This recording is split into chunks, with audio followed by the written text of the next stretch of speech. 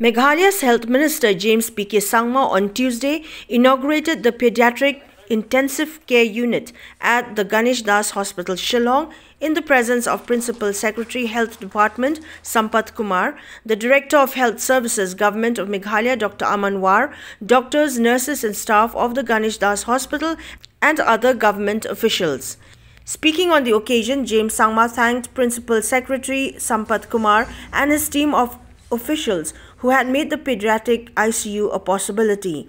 As the state of Meghalaya celebrates its 50th year, the inauguration of the PICU has added to the improvement and upgradation of the state's health facilities, which SANGMA termed as the need of the hour.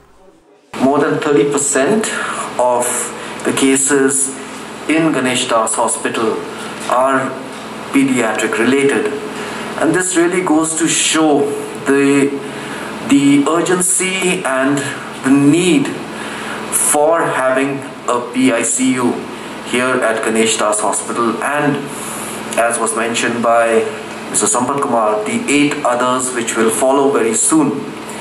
So these are just indicators of how important it was to have a pediatric ICU, and today it is indeed, as we celebrate 50 years of our statehood, to be inaugurating this pediatric ICU. I think it is very, very symbolic, it's very significant, and the need of the hour that today we are being able to inaugurate this pediatric ICU. Principal Secretary of Meghalaya's Health Department, Sampath Kumar, said that with the state's new health policy in place, it is indeed the most important milestone in the health sector, wherein the setting up of the PICU will strengthen the infrastructure and will in turn improve various health indicators that are intended to be at par with other countries of the world.